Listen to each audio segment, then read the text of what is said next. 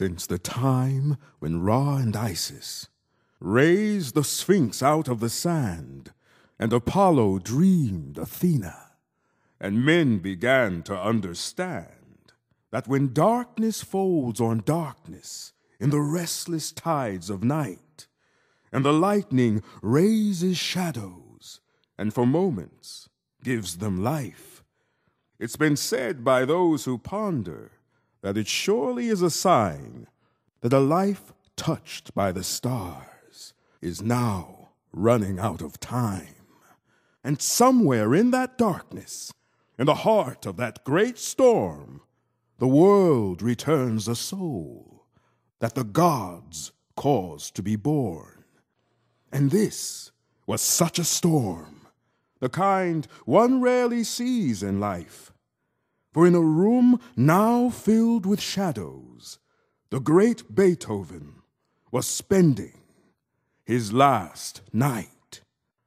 Now gathered around him there were the ghosts from out of his past. For in the play unfolding there this night, they would be the cast. And there among these shadows was the beautiful spirit of fate, who had arrived with her dwarf son Twist, and with the other ghosts did watch and wait.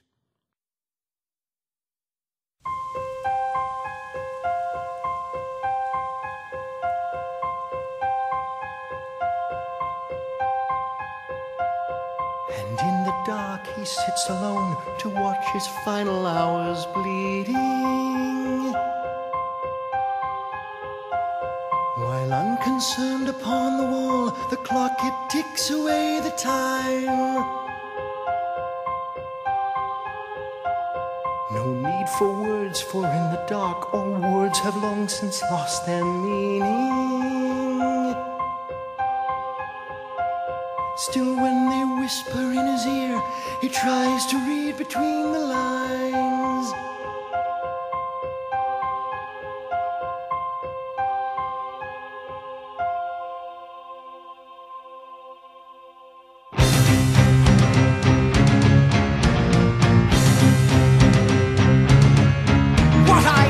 In the night, what I feel in your heart, all your dreams, all your lies, can you tell them apart? See the hands on the clock, are you watching them turn? For your candle's quite low, we've been watching it burn.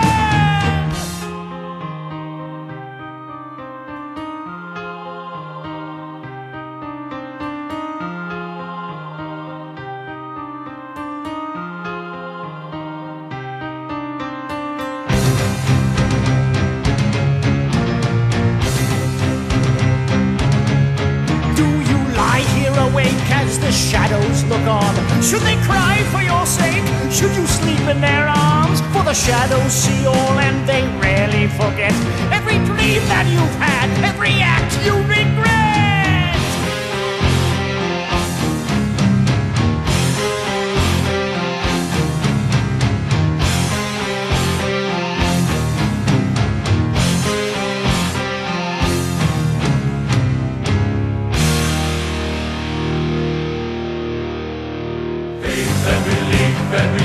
When you're standing all alone with your dreams in the dark, never knowing what is real. In the shadows you peek, never knowing what is true.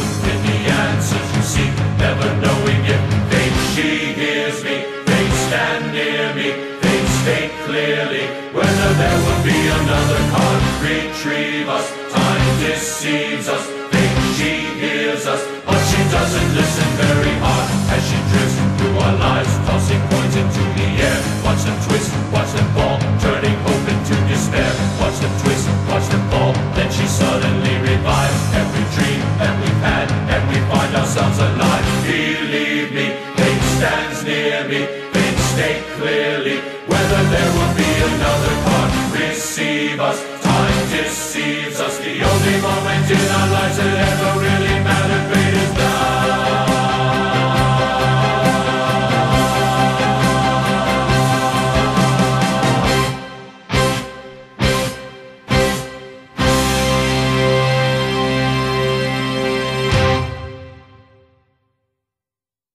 So upon this night the darkness humbled, candles sputtered, spirits grumbled, brooding in this bitter room what fate had woven on her loom, while shadows fed upon the gloom. But as these spirits talked and chattered, with all their thoughts quite widely scattered on things that no one else thought mattered, Beethoven, who as you know was quite deaf, heard all their words with deep regret and wished that he was deafer yet. What good this deafness that my whole life I have dread? What good this deafness with these voices in my head? What good this deafness if this prattle I must hear? If I were blind, I'm sure they wouldn't disappear.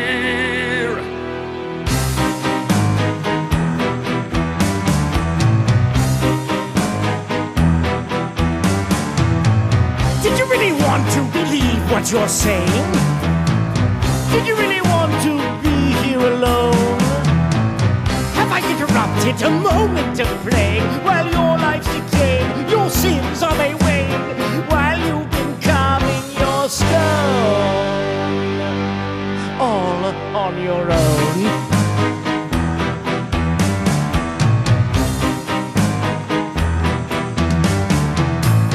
Did you really want to sit here in silence? Could it be that brooding is part of your art? Is it an extension of artistic license, a moody defiance of all of life's tyrants while you've been searching your heart?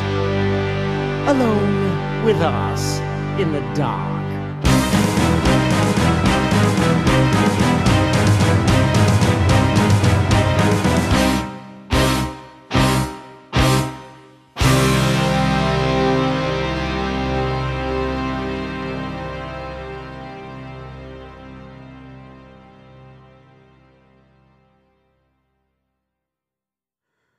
Beethoven then begged for these shadows to take their leave, that they had no business being there. But the shadows, they disagreed. For no matter how Beethoven implored for these shadows to leave him alone, they chatted on and would not be gone from this, his one-man catacomb. Then Twist explained how it was that they could not do as the composer wished, for since they were his shadows, it was only by his light they could exist. And as Beethoven's life was fading on this, his final night, it was only natural that these shadows should cling closer to his fading light. Now meanwhile, the clock, it just ticked on, as clocks are wont to do, for time's their only purpose, their only point of view. But when that clock struck midnight, its chimes both loud and clear, from out of those shifting shadows a final figure did appear. His voice, it had a certain charm that concealed all his disease, as he introduced himself to them as the Mephistopheles. He said that he had come to collect the great Beethoven's soul, that it really wasn't much, you see, merely a lump of coal. You look surprised, my dear composer, this simple fact to learn. But before tomorrow morning, together we will watch it burn. Beethoven stepped back in horror. This thing cannot be true, for I have done no great wrongs in life, at least none that I knew. Men quite often forget their sins, the devil did reply, until it's too late to repent. Forgetting, it's never too late to die. It's a part of human nature upon which I've come strongly to rely. Men quite often forget their sins, for redemption can always wait. And I always allow this to happen. It's an important part of my bait. And by the time that they remember, it always tends to be too late. Now you may think your sins are minor, that to enter hell they're not enough. Well, a cruel act here, a rude word there, believe me, they add up. And rising from the shadows is the spectre of your death. For since your birth he has been owed, and now is here to clear the debt. But perhaps we can talk a little while, for you are not dead. Not yet.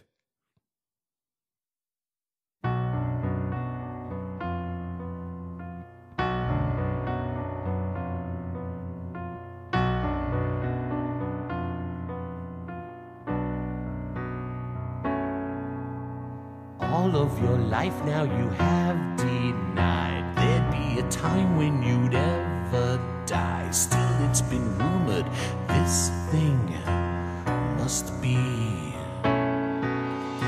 Why is it then that you act surprised when I appear now to be your guide? Why do you hesitate to follow me? See it rising, stare and wonder, hear it beckon you to dance, feel it hold you, take you under. I'm your god of second chance. And now you claim you are not prepared. So much to do, you cannot be spared. Still your entreaties death will not hear.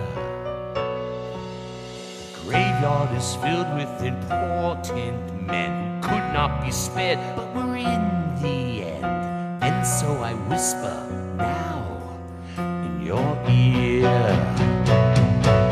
See it rising, stare and wonder, hear it beckon you to dance, feel it hold you, take you under. I'm your god of second chance, second chance, second chance, second chance.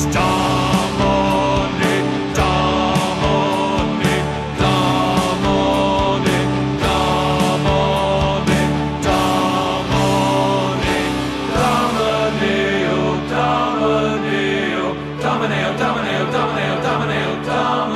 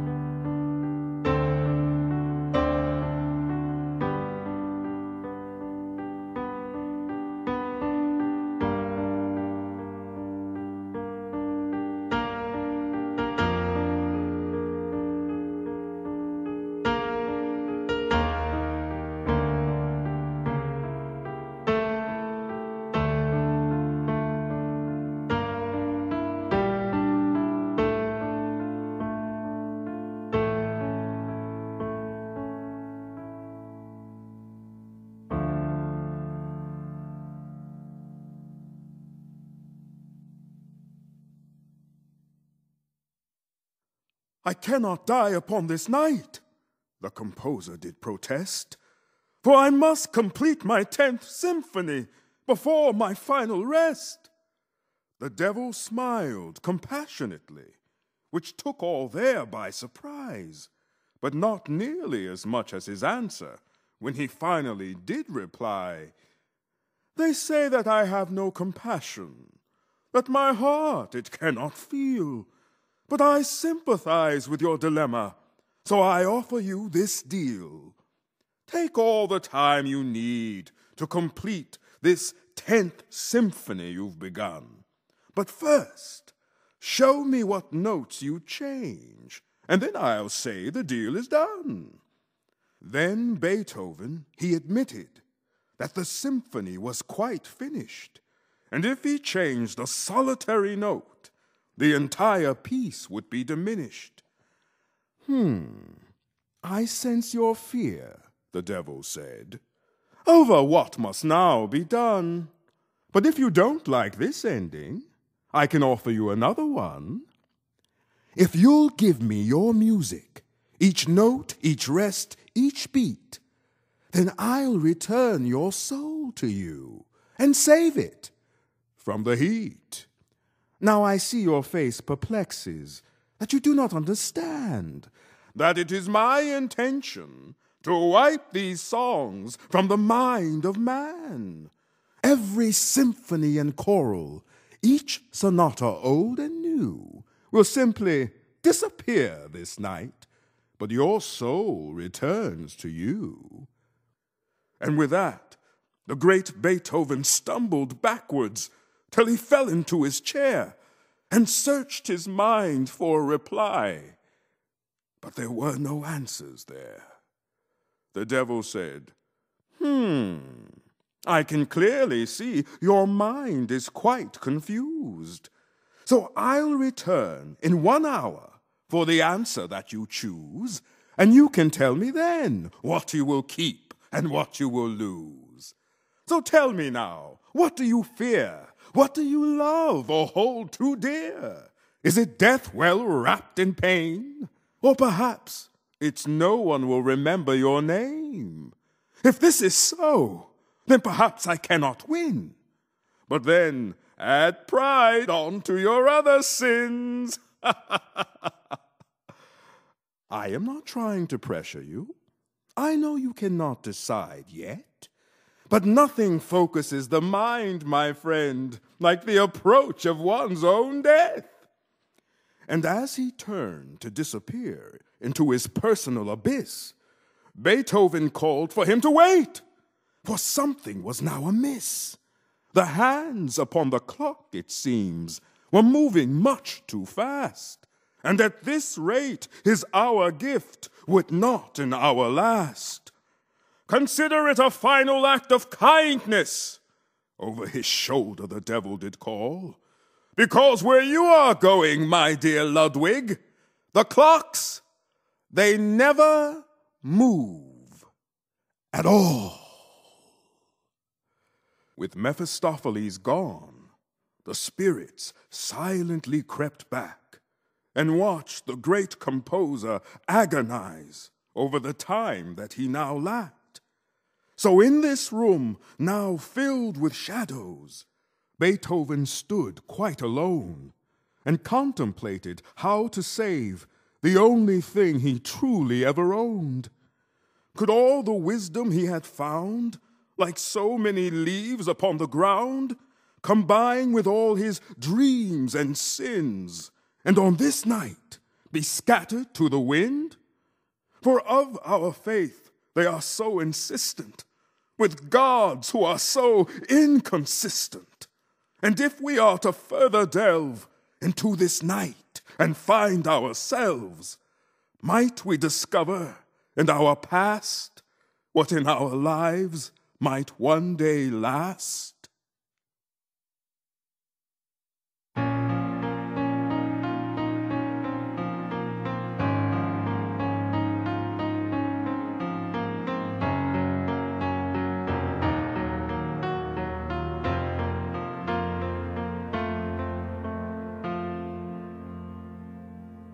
And here in the night, as I feel the inferno, I stare in the dark, thinking what is eternal? The man or the moment, the act or the reason?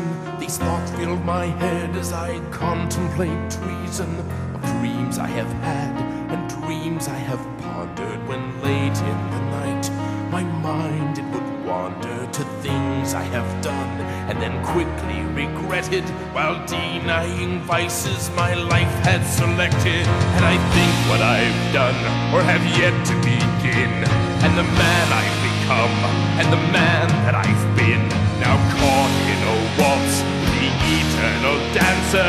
I'm courted by death, but death isn't the answer, I say. All I was meant to be. Could I suddenly just decide not a thought would survive? Could it be my life's worth ended there with my birth? If I could see someone who's been there before me and traded his soul for a moment of glory, his penance or mercy, my spirit's debated, while judged on a scale that's been heavily weighted. And what have I done? Could there be such a sin in this man I've become, in this man that I've been? Now calling to God from the pit's very bottom, I pray he forgives every sin I've forgotten this day.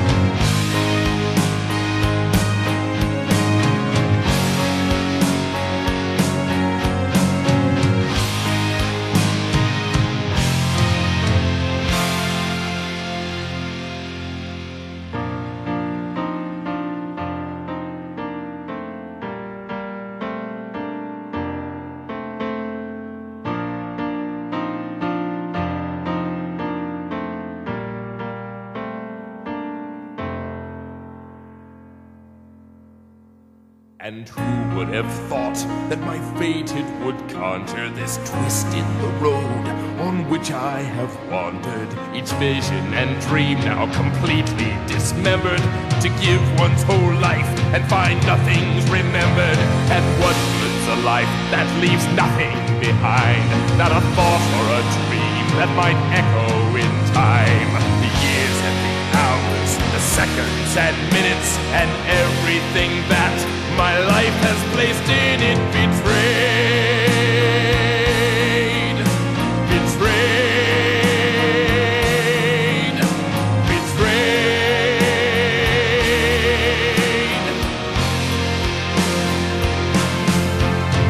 The things I have done, the places I've been, the cost of my dreams, the weight of my sins, and everything that I've gathered in life. Could it be lost? Could it be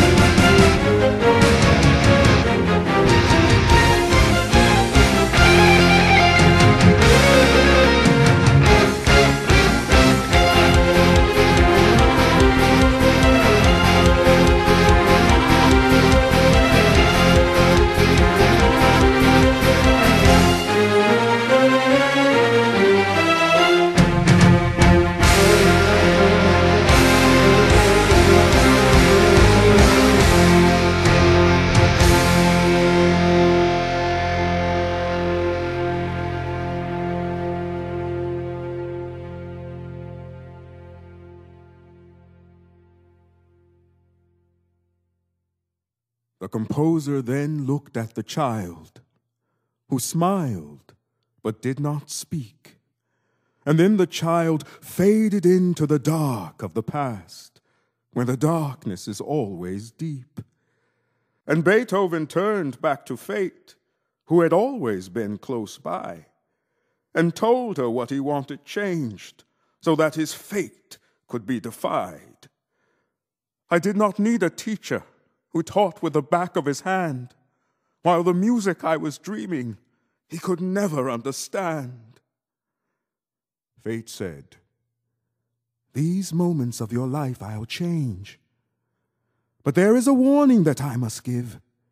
To change one moment of a life can change how that life is lived. Like the gears inside a clock, one moment turns another. Remove from a wall a single block, and sometimes that whole wall will shudder.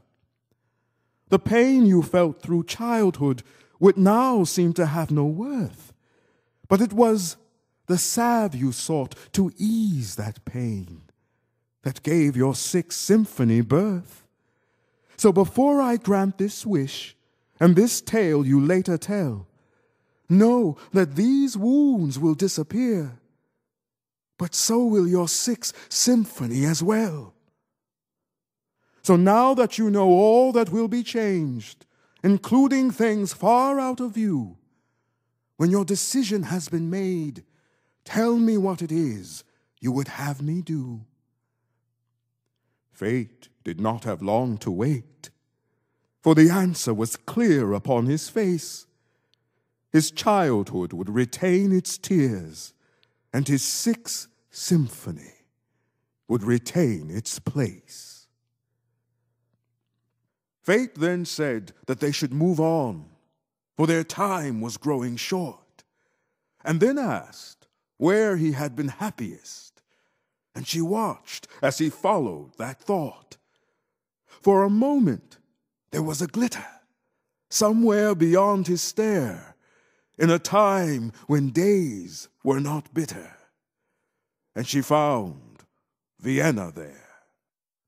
Which brings us all, my friends, to the next chapter in our story, as they watched Beethoven as a young man arriving in Vienna with all its glory.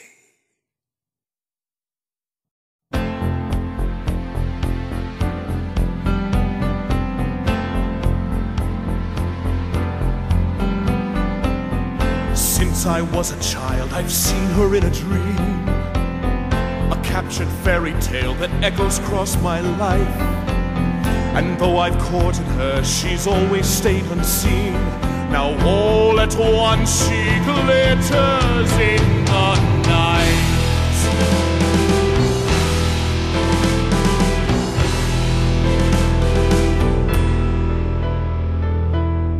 But that was yesterday, and that was all before, when she was far away, a silhouette of dreams. But others whispered that she was so much more, and suddenly I now know what they mean.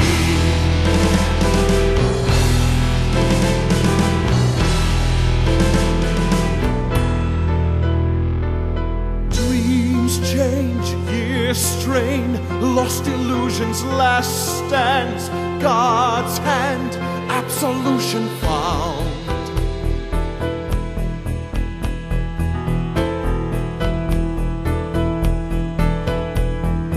Fairy tale sins, visions by grim, all forgiven, life spent in vain, never reclaimed, take their final bows.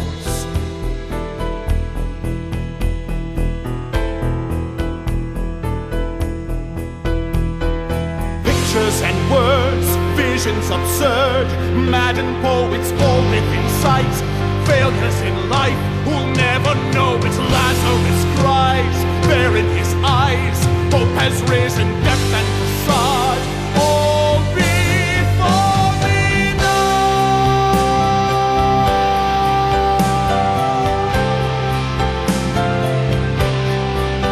Vienna.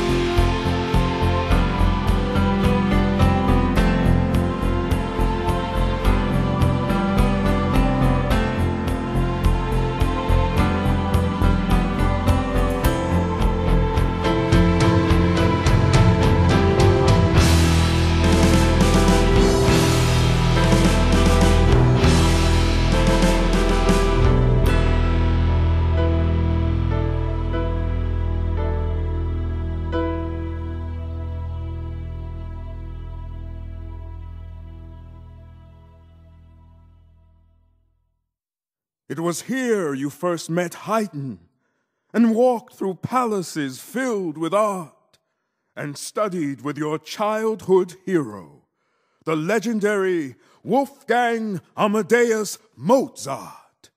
It was here, as you improvised together, that Amadeus became your brother, your melodies weaving seamlessly as each note seemed to dare another.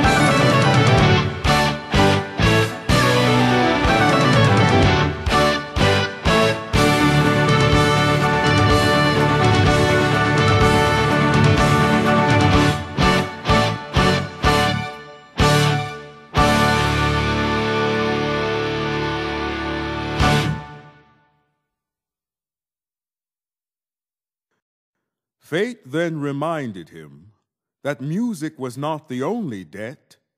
He owed the city of Vienna. It was there that he first met the Habsburg princess Teresa, and how their lives became entwined by a love that became immortal and still echoes now through time.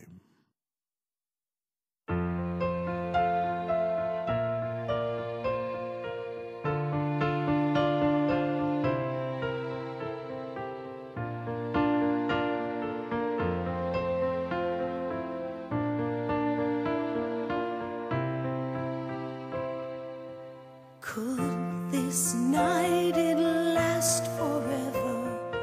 Every moment held together, as if in a perfect trance, and such a thing could be. No one else would understand it. We would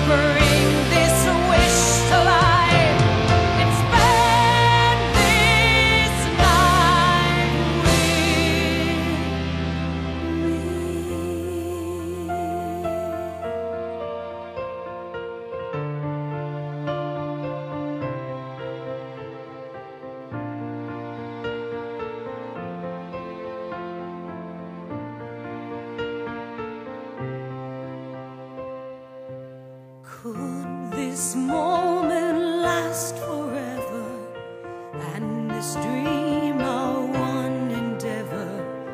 If the stars would just enchant, and time would then agree, every moment of tomorrow from this evening we would borrow, if this wish the stars would grant and gently oversee. And we would live inside this night within the dreams of candlelight, if you would bring this wish to life and spend this night with me.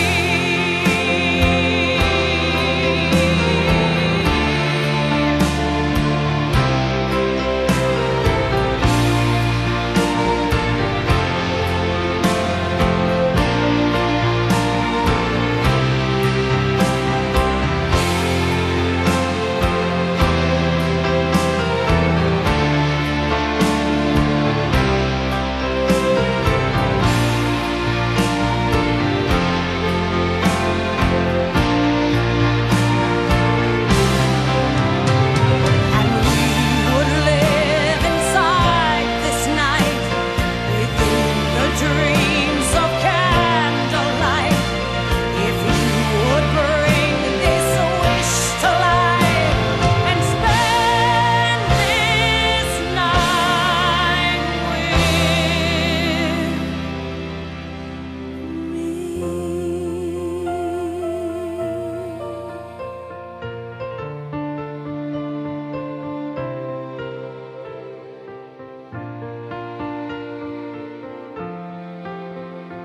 And spend this night with me.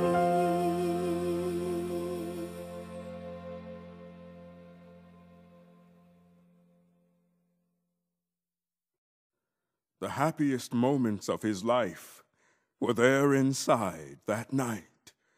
But within a year, my friends, I fear, he would drive her from his life, not because his love had faded or another lover had been met, but because he could not believe that someone could love a musician and was becoming deaf. He gave her no explanations for this secret. It was his shame. He could not bear to ever hear the word deaf connected to his name. He did not answer her letters or the inquiries she left. He stayed inside, alone with his pride, though his heart would not forget. He knew that she was still out there. This he could still clearly recall. But the silence was there also. And now, the silence, it was all.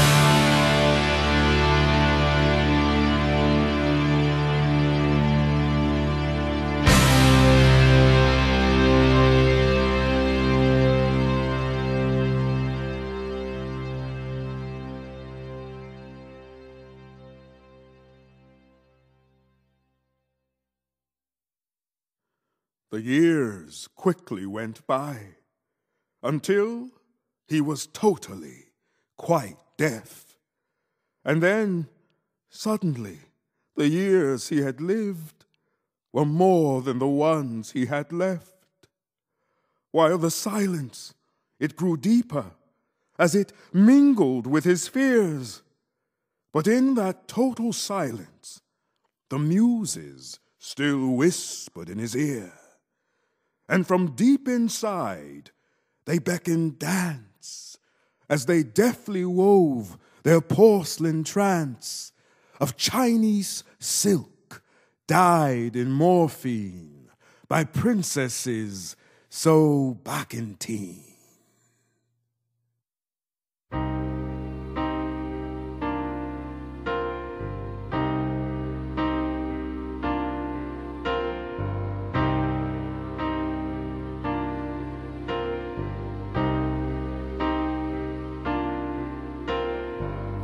Darkness smiling, every note is dying, silence is refining every thought in his heart,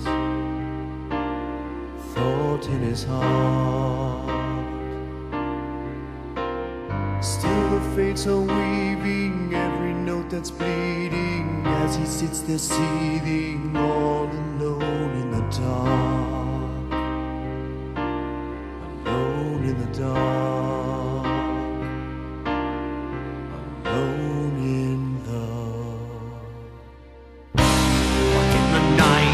Darkness breathes, if he wills it to be. Before his eyes, the music dies, but he will always hear me. He sits alone, the cards are shown, as he embraces the dark. The only sound that he will hear is there in his someone is whispering softly to me. Shadows of things that no one can see. They are there for you if you want them to be. You want them to be. You want them to. But in the night, the darkness breathes, if he wills it to be. Before his eyes, the music dies, but he will always hear me. Sits alone, the cards are shown, as he embraces the dark. The only sound that he will hear Is there in his heart.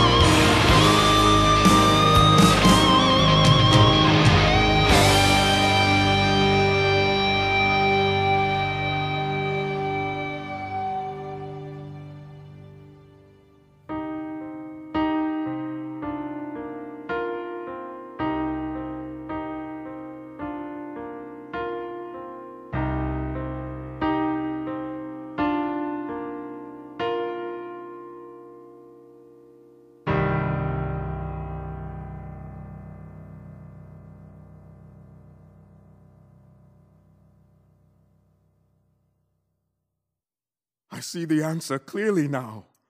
Of this wish, I can have no regrets. The greatest pain within my years occurred as I became deaf. Go back into my past, sweet fate, and return my hearing throughout my life.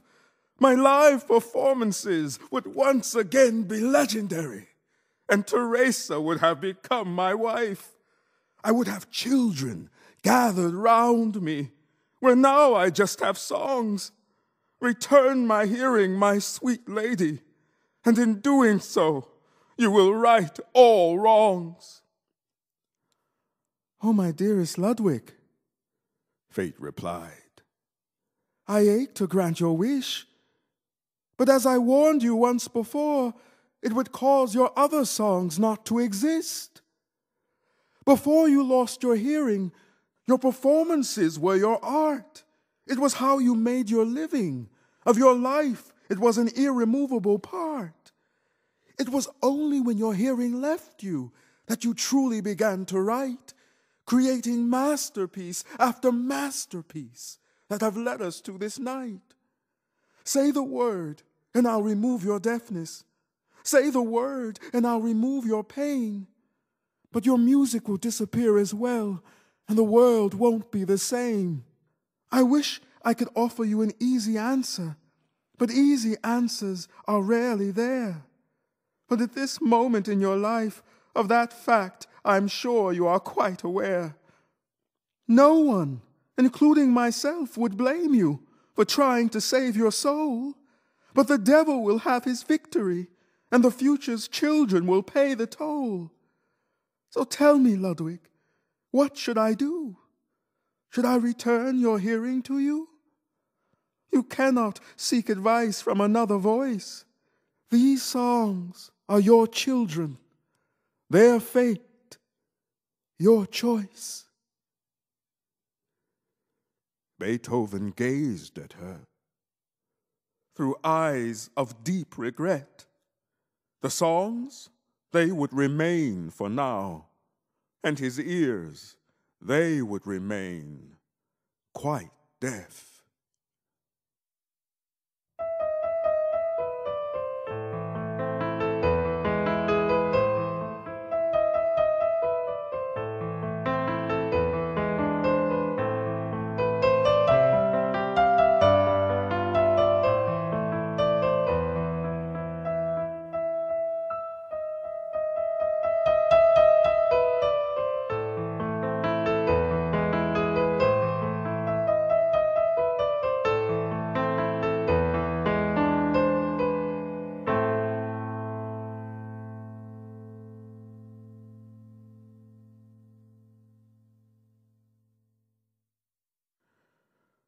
Fate then informed him that it is not only his deafness that shaped his life, but his lack of ability to believe that prevented Teresa from becoming his wife.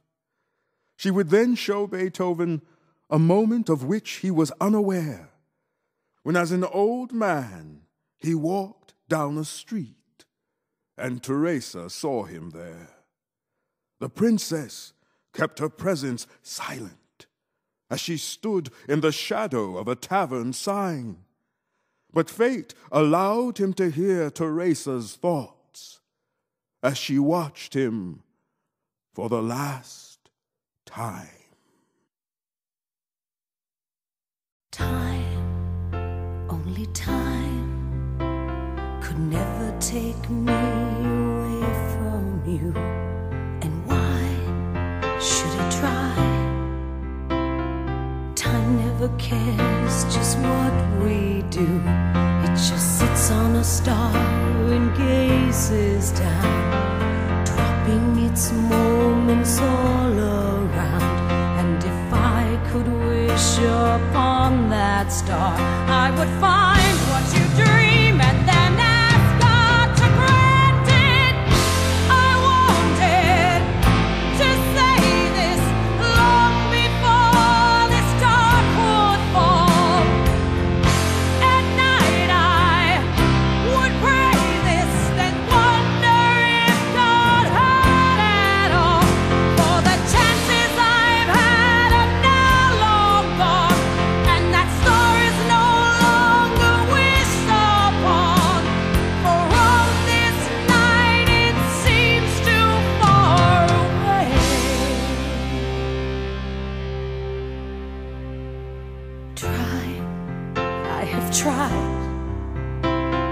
to pretend that I don't care.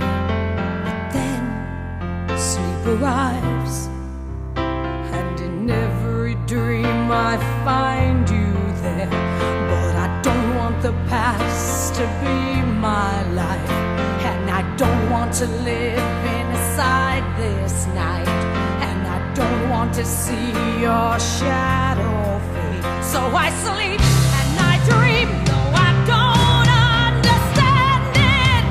I wanted to say this long before this dark would fall.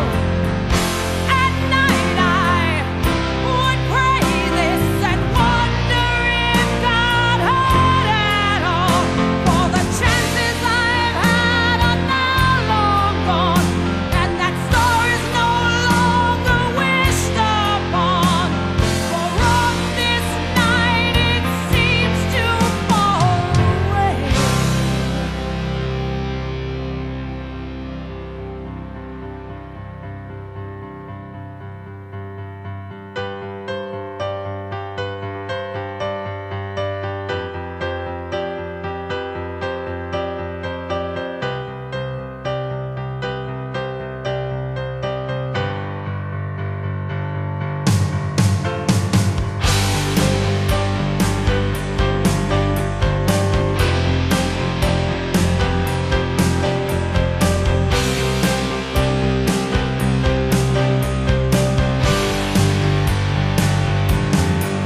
You can live your life in 1,000 ways, but it all comes down to that single day when you realize what you regret, what you can't reclaim, but you can't forget. If I could just fall back into my life and find you there inside this night, and let eternity just drift away.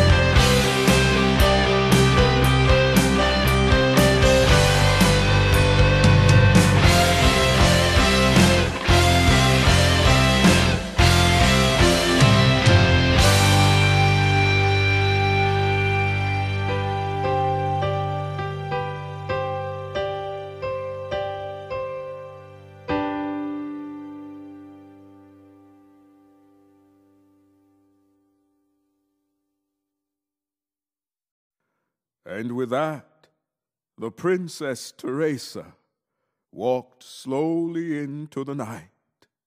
It would be the last time that she would see him, at least the last time in this life.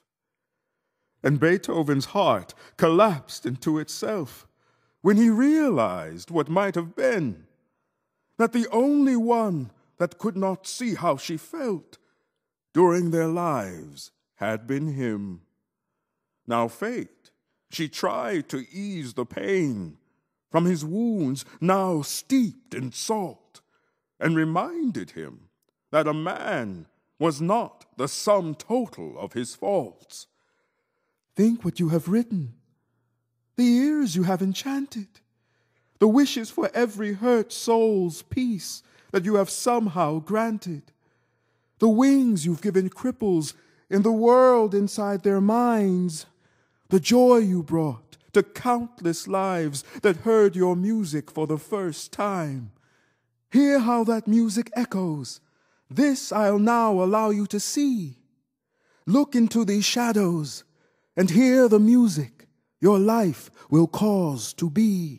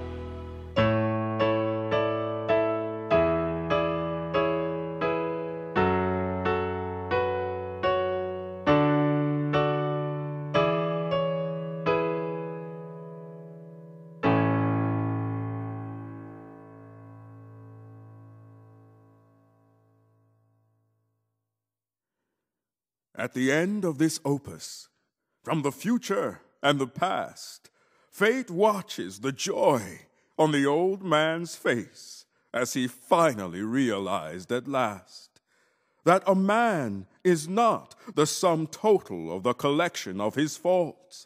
The errors and mistakes from his past he keeps carefully locked in vaults.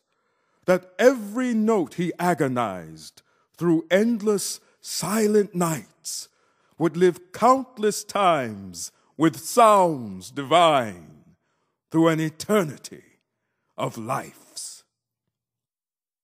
Sometimes slowly time brings revelation, waiting softly for someone to believe that the ghost we've hidden or left to die have now arisen and will arrive to say what has happened. Say what has happened. Say what has happened to me. And who would have thought that you'd be the one that I would have found here waiting, lost in this night until you arrived, and always too blind to see. And who would have thought that after this time that I'd be the one you're saving? Now undisguised the ghost that survived. Now say what was meant to be. I never wanted to give my life away. Whoever thought it would matter anyway? Wandering inside this night, finding pieces of a life. Never sure I'd ever know what it means.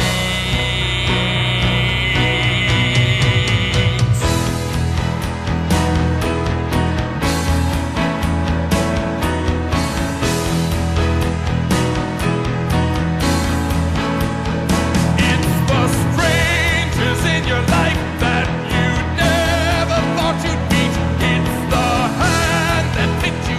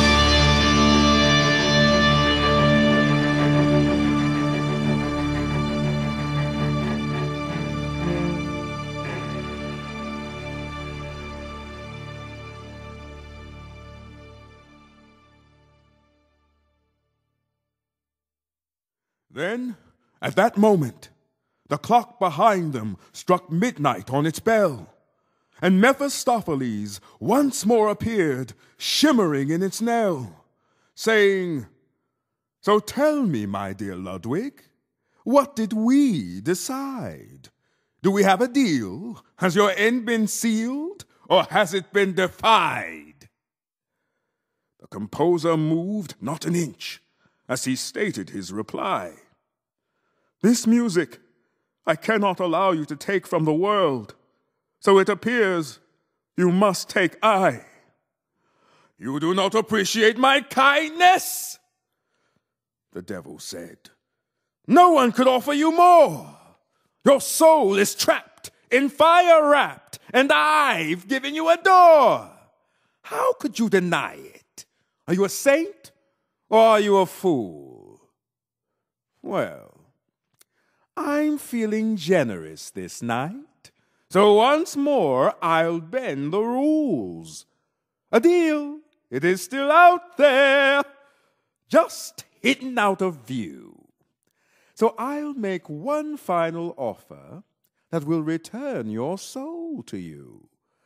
This compassion you feel for mankind, I perhaps can understand. That your music that has brought such happiness you cannot remove from the lives of man. But your 10th symphony you've just completed. No one else knows it exists. And what mankind has never heard, mankind will never miss. Believe what I say is true, my friend. It's as clear as a Judas kiss. So give this last song to me. Is it really so much? To trade so little for your eternal soul? It's a deal for which you should rush. Beethoven wavered for a second, until the ghost of Mozart reappeared, and very quietly whispered in the great Beethoven's ear, "You cannot give this song to him, though the temptation is very hard, for this is the greatest piece ever written. It is the very voice of God."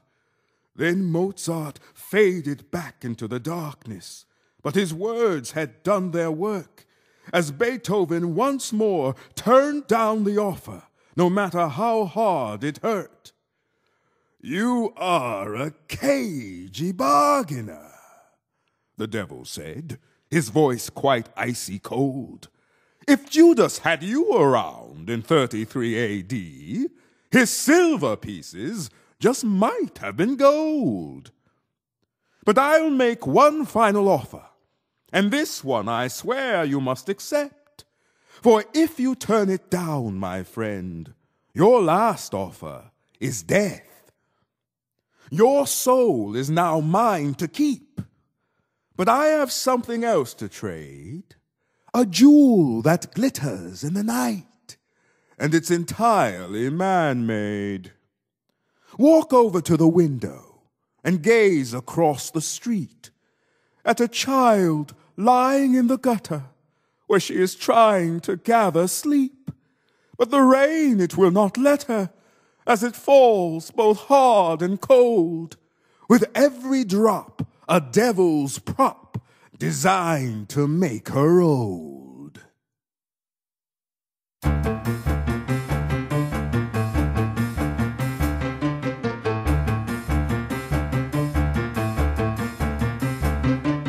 There is a child and she sleeps in the gutter. Don't close your eyes and she's easy to see.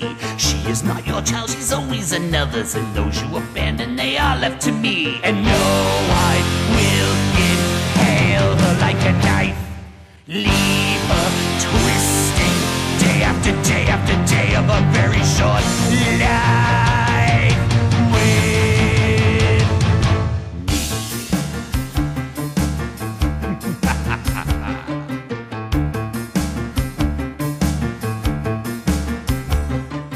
Listen now closely and hear how I planned it. Please let me tell you just how it will be. She'll feel the pain, but she won't understand it. She'll think it's her fate, but will know it's me. And no, I will impale her like a knife. Leave her twisting day after day after day of a very short life with me.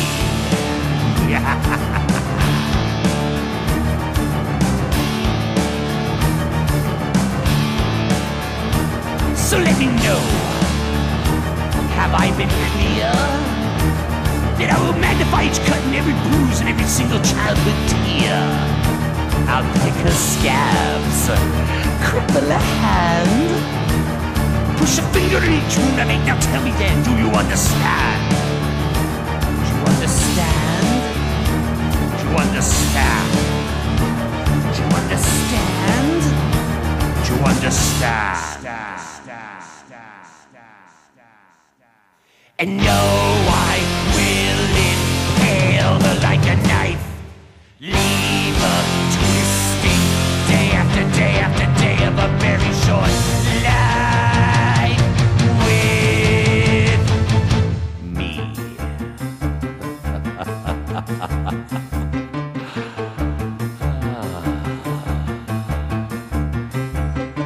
With me.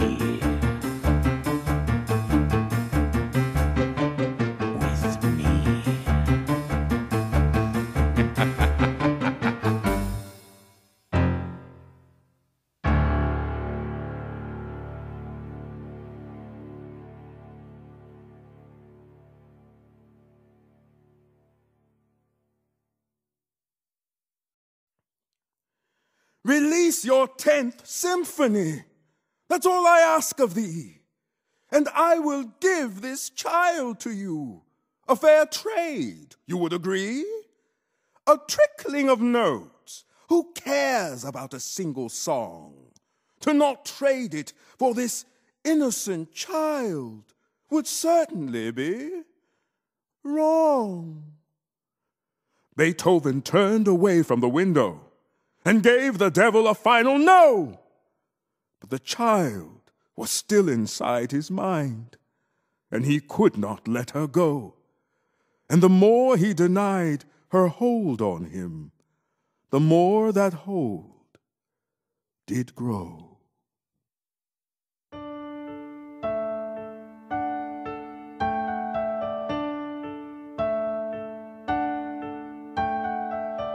Who is this child that I've never seen before? Who is this child that I've not seen till this day? Who dares to fall asleep outside my door? If we should wait a while, I'm sure she'll go away. To be involved with this would surely not be wise, for in the final word she means nothing to me. I learned the trick is that we just avoid her eyes, and the question what she means to. What is this life? There will be other lives soon to arrive. Surely some will survive. She is but one, and there are many more, each the same as any other. Who is this child? What does she mean to me? I close my eyes, and still her face I see. She is but one, her kind is everywhere. Can't you see there's no way I should care?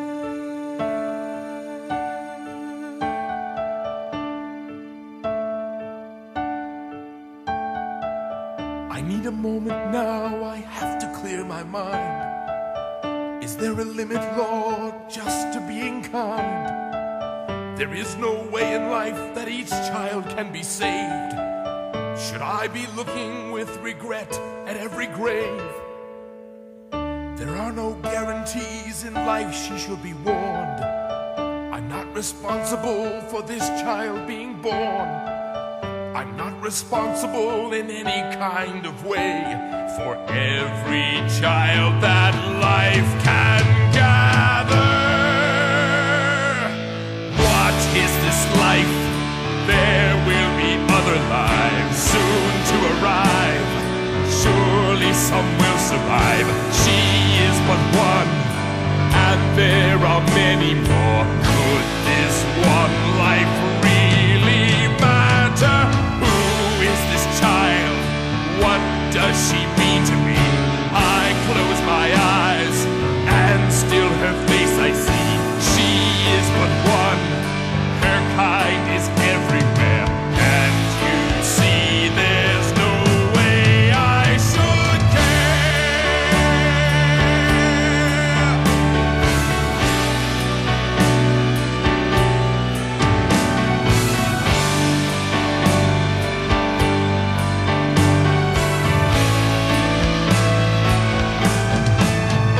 Can you see it in the night? Can you feel that it's out there? It's the arcing of a life, and it's hanging in the air. Though I try to close my eyes and pretend that I don't know, in my heart I just can't let it go. There has to be another way for me, a way that leads from this insanity, a way that leads from my destruction. As I say, can you see it in the night? Can you feel that it's out there? It's the arcing of a life, and it's hanging in the air. Though I try to close my eyes and pretend that I don't know, in my heart I just can't let it go.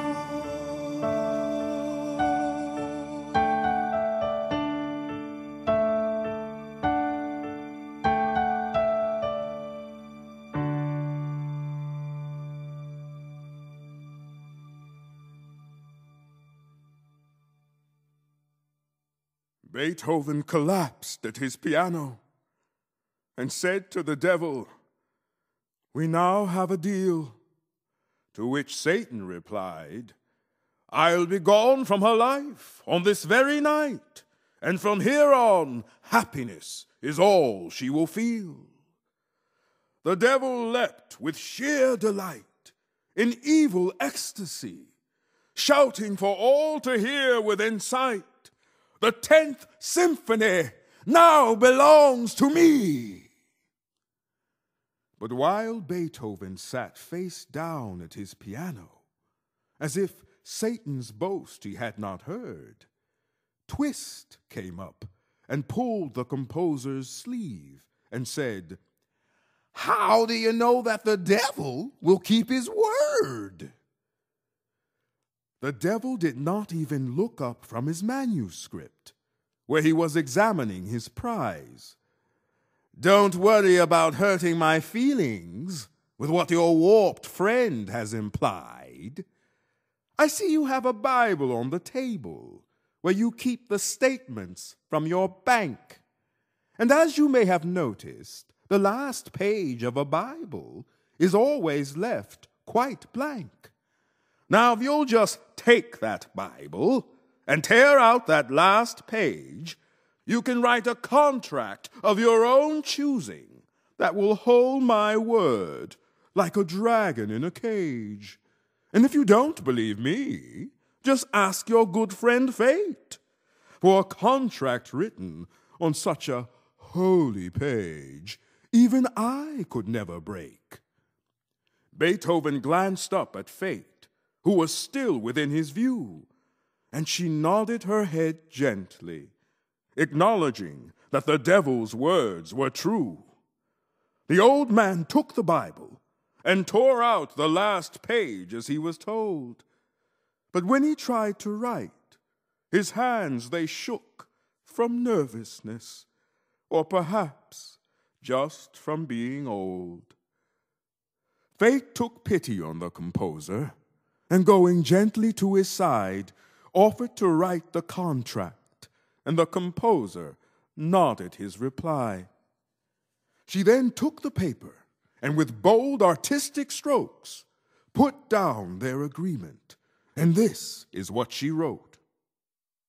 "It is agreed upon this night, March 26, 1827, between the undersigned, that the music of the 10th Symphony, composed by Ludwig von Beethoven, firstborn son of Johann and Maria von Beethoven of the city of Bonn, shall henceforth be the property of Mephistopheles. In exchange, it is also agreed that Mephistopheles and all his minions shall remove themselves from the life of the child presently sleeping in the gutter directly across from the window of this room. This removal of influence is to be commenced immediately upon signing and to be enforced for all eternity.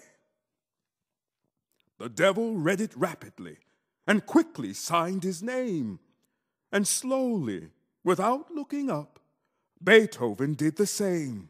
The devil grinned a devil's grin and shoved the symphony over the candle's flame, savoring the fire that would consume it all, forever erasing its name.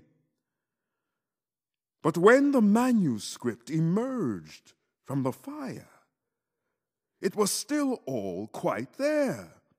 It wasn't burned or even singed. There wasn't even smoke wafting in the air. Then the devil heard a giggle escaping from a grinning dwarf, and looked around and saw Fate's son twist, and he beckoned him to come forth. Why is this symphony still here? Why does it not ignite? Tell me, you gnome, what do you know? For if it does not burn, you might.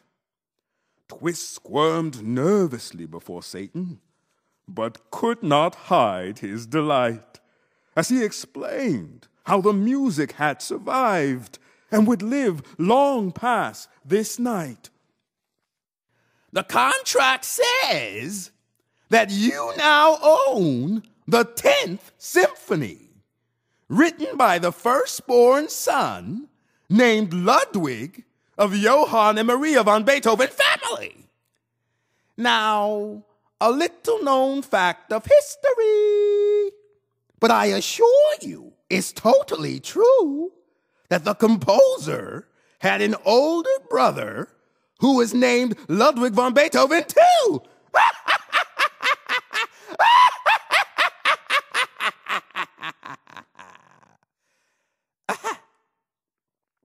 Now, this child died quite young, before our composer here was born. So they named their second son Ludwig also, though you would think the name was getting worn. His older brother lived only days, and now is at rest with God. As to why they named their second son Ludwig too, perhaps coming up with names back then was hard. So according to the deal you signed, if the first Ludwig rises through his coffin boards and writes 9 other symphonies, the 10th one will be yours.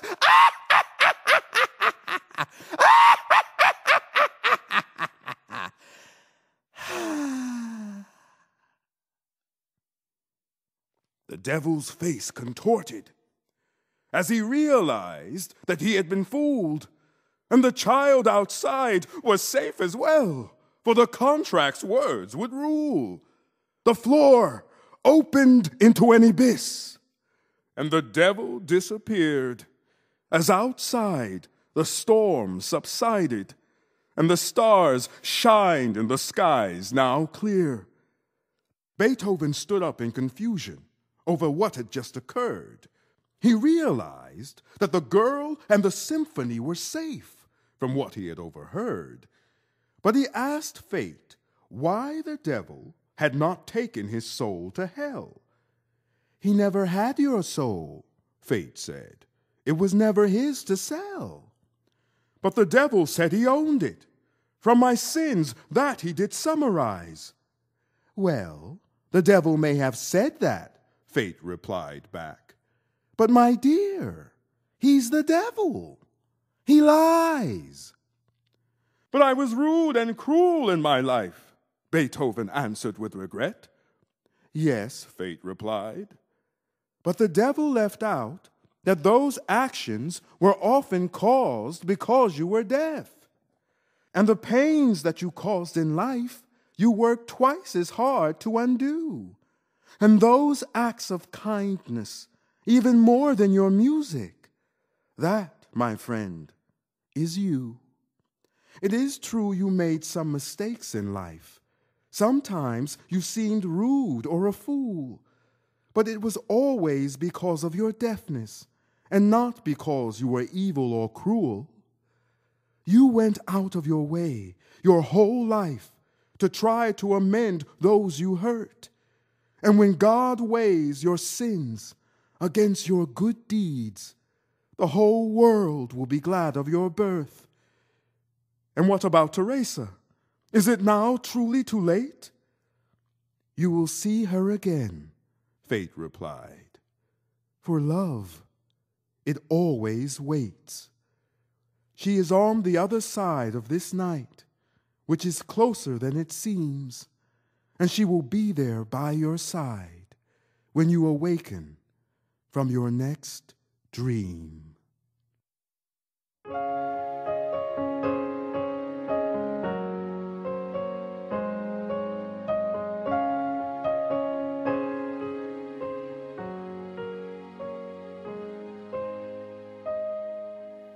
Lay your head down and sleep on my shoulder.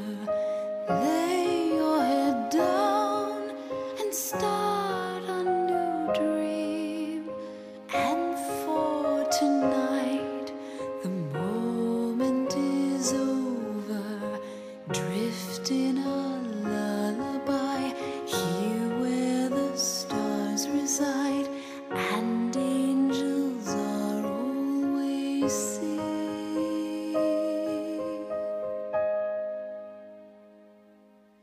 And lay your head down, the stars they have whispered, hear what they say, and know that it means the moon is your guide. The stars they have kissed her as she goes gently by, light as a baby sigh, safe on a fairy tale stream. And start a new dream.